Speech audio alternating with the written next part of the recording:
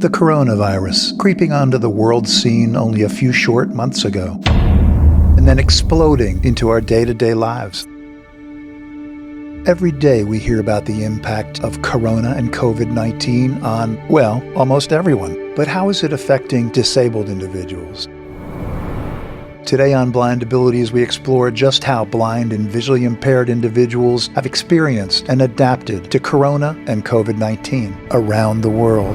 This is Chichao from Malaysia. Hi, my name's Steve and I'm from England. My name is Elise Lonsdale and I'm from Melbourne, Australia. Hi, my name is Lori Thompson. I live in Minneapolis, Minnesota, which is in the United States. Hey everyone, it's me, Marlon Parejo from Trinidad and Tobago. Hello, I'm Sherry Molengraf from Jacksonville, Florida. Hi, my name is Nick D'Ambrosio and I'm from Montreal, Canada. I'm Brooklyn and I'm from Sacramento, California. Greetings everyone, Brian Fischler from New York City.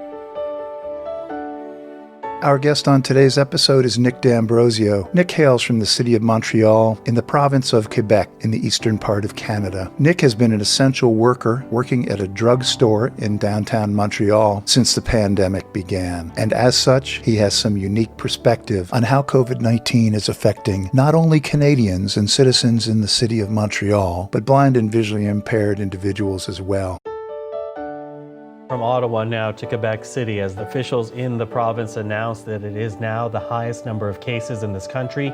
There are officially 2,498 infections now in Quebec and 22 deaths. For Montreal, the provincial government is deciding to limit movement in some parts of the province. Let's hear from the Deputy Premier. The objective, I would like to remind you of this new order, is to control people moving around and to better protect populations who live in those places who are considered to be more vulnerable because they are often more isolated.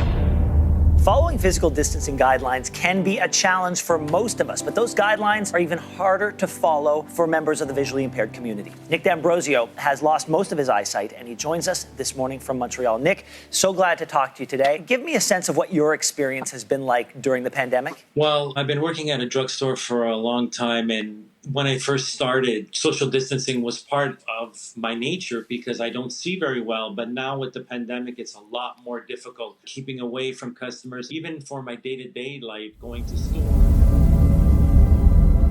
Hi, my name is Nick D'Ambrosio and I'm from Montreal, Canada. Coronavirus has affected the blind and visually impaired community in many different ways. Here in Canada, with our 10 provinces and 3 territories, the spread of the coronavirus varies from province to province and territory to territory. But many constants still remain.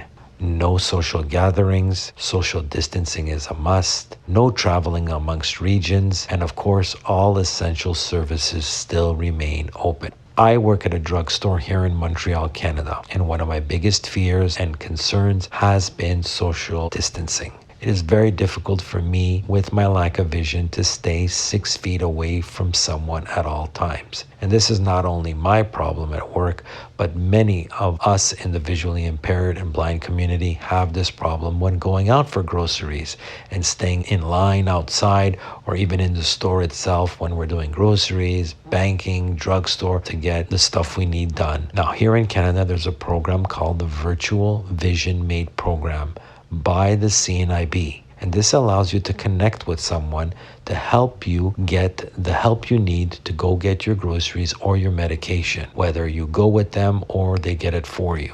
Now, I'm hoping throughout the world there are services like this that you can tap into to get all of your essential stuff done. But if you can't, I'm sure there are family and friends to ask them, you know what? Can you get me a few things if you're going to the store? You'd be surprised that there are people that are willing to help in this time of need. Now, another problem faced by everyone is isolation. We may be stressed, we may be bored, maybe even depressed of staying home weeks on end. But this is not the time to be a hero. It's the time to continue to network. Just like in the Virtual Vision Made program by the CNIB, it's not the only program out there. You can call friends, you can call family members, you can call other organizations, hotlines. And I'm sure that if you're feeling a little bit down, there's always someone to talk to. Now, if you do go out, please be careful. Wear a mask, don't touch your face, wash your hands, and stay diligent and stay acute with all your senses when walking the streets. I don't recommend it, but if you have to, you have to. We'll get through this, and I hope everyone stays safe. And remember, we will get through this. As Quebec moves to slowly start reopening in the coming weeks, officials in the borough of Montreal North are working to contain an outbreak, and some want more time. The Quebec government says it's watching things closely here and in several Montreal hospitals hit by outbreaks. The Premier acknowledges the battle in Montreal isn't over. It's time to be more disciplined than ever. He says the outbreak in most of Quebec is under control, but still expects more cases and more deaths in the coming days. This concludes episode 5 in our series, Around the World with COVID-19 from a Blindness Perspective. It was great hearing from Nick and his experiences with the coronavirus, social distancing, and other precautionary measures in Canada. Be sure to tune in for other episodes in our series. And from all of us here at Blind Abilities, through these challenging times, to you, your family, and friends, stay well, stay informed, and stay strong. Thank you so much for listening, and have a great day.